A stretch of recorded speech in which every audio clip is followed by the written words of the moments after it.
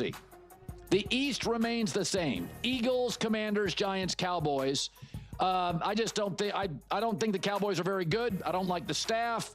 I do think they'll be interesting, but that's an Eagles division. I know everybody says, well, it flip-flops. I wouldn't be shocked if the Commanders won the division, but they've been noisy. Terry McLaurin holdout, noisy. Don't love that. But Jaden Daniels, in my opinion, and the staff are too good to fall to third, so that stays the same.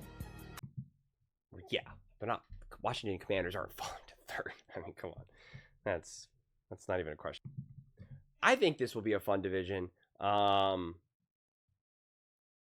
The NFC East always finds its way to being fascinating, especially because they're the only four teams.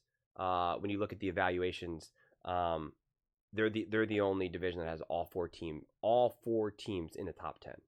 So you're just talking about wildly popular teams, wildly successful teams over the years, and so there's always a lot of fire that's brought in this division. I mean, it makes total sense, 100% sense, why the Philadelphia Eagles will be favored to win the division, of course. I think the Commanders, I really do think Terry McLaurin is a major, major, major piece for the Washington Commanders here. And I think with Terry, they have a real chance to win the division.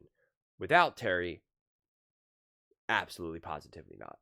And then I feel as though that the team, unless the defense is able to really take a huge step forward under Dan Quinn, then then it would be, things can get weird. I understand you bring in Debo and you fortify the offensive line and whatnot, but I'm just a huge believer in the Terry McLaurin, Jaden Daniels connection. I mean, I just don't think that should be all that controversial, quite frankly, which is why I don't know what the Commanders are doing right now. They need to be focusing on today and not trying to figure out 2-3 years from now. So that part continues to confuse me. I wouldn't say that they have had a noisy camp. I mean, they just have this one issue that they're trying to resolve, and there's no real sense of how close or not close they are at this point. It's also kind of got weirdly quiet. It was like a big talking point, and now it's just not. And Cliff Kingsbury has kind of pretty much been like, yeah, we want Terry here. Like, we kind of need him here. Like, what's going on? Like, now's the time. Like, we need to be playing together, and it's true. So I just want to see that resolved, and without that actual answer, you're just kind of like, what is this all going to look like? In terms of the Giants and the Cowboys, this is a fascinating one for me. I was talking to Grover, mega Dak Prescott fan, in the comment section, and my take is pretty binary with the Dallas Cowboys. I think they have too many good players, and they'll have competent enough coaching.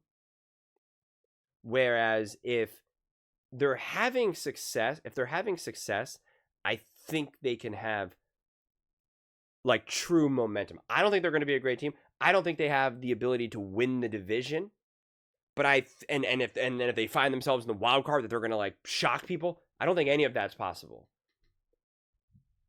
But I do believe that if they can get things going and if they get off to a competent and successful start, then they can win a lot of games and they can find themselves in the playoffs. But if they face any type of obstacles, any type of just rough game, especially earlier on in the season, I think it just absolutely explodes. They do not have the leadership there. They do not have the leadership at coaching on either side of the ball. No one's going to be listening to Dak Prescott. Dak Prescott doesn't have the ability to rally that locker room together. CeeDee Lamb is pretty indifferent at that point. Micah Parsons is just can he get any more disgruntled? And understandably so.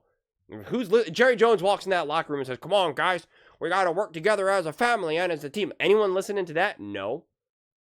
Schottenheimer's going to be like, guys, when I won the Super Bowl, it's just, what do you have there?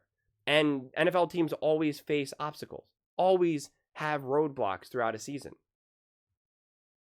You have a very young and feisty wide receiver who wants his money. If things aren't going well there, who knows what that looks like.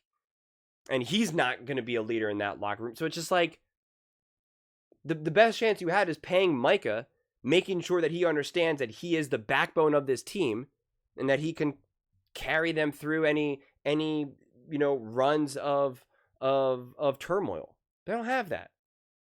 And someone like Micah's not going to do that now. And neither is CeeDee Lamb. No one is. And Dak will try because he is a leader, but like they're not going to care.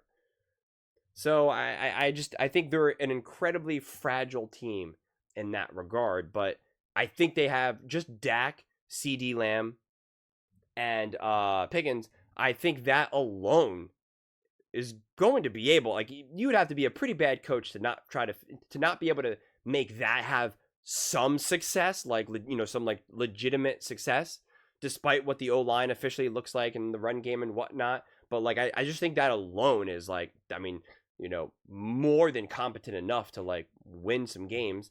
And I think Eberflus in that defense, I actually believe in Eberflus as a defensive coach, not as a head coach, but as a defensive coach. When he left the Chicago Bears, that defense just crumbled. It was nothing. They were clearly better with Eberflus. So, on the defensive side of the ball. So I believe that Eberflus will be able to bring a lot of competence there as well. So again, I don't think that this roster necessarily gets elevated. But if they have success, then I think that they could sustain that to a degree. But if they have any type of just, rough stretches, then I just think it just completely unravels. And the Giants, what's there to say? Who's going to be the quarterback at this point? Everyone's pushing for Jackson Dart, Russell Wilson. It's just like, I don't know, because I think that defense will also be good. And I think the offense will be better for the Giants, whether it's Jackson Dart or Russ. But those are two completely different offenses at this point. So I don't know what the objective is for the New York Giants right now. So there's not a whole lot of confidence that I could say to predict that team, because ultimately, I just don't know what the plan is. And I don't know what understanding a Brian Daboll has, where they're just like, you have to win now or you're being fired. Or listen, it's been weird. I sprung Daniel Jones on you. I got rid of Saquon Barkley.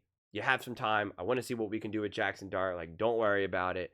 Let's just see, let's get some stability with Russ. We'll develop Jackson Dart. Like, I don't know the conversations that they're having there, so it becomes impossible for me to really have any type of confidence in any type of prediction with the New York Giants. But this clearly is the Eagles and the Commanders division to lose that much is pretty clear to me. But, the other really remaining question is like, do the Eagles take a step back in any measurable way? How is their new offensive coordinator? How does he look when it's time to actually call big time games and big time moments? Does that O-line hold up? Already dealing with some injuries.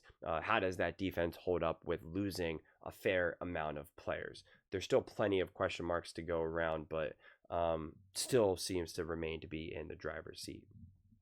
But those are just my thoughts. I'd absolutely love to hear yours.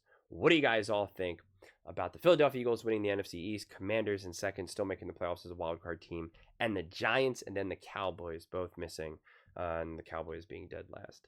Let me know in the comments below. I read every single comment, so whether you agree with me or disagree with me, either way, let's get in some discussions, let's get in some fights, but ultimately, let's just have some fun. And please do consider subscribing. We are building an amazing community here, and I absolutely love to see you part of it. I want to build something that we all genuinely feel connected to, something that we're really excited to be part of. I think we're on our way to doing it. And please don't forget to give this video a thumbs up, as it really does help the visibility and the algorithm. Thank you so much. See you next time.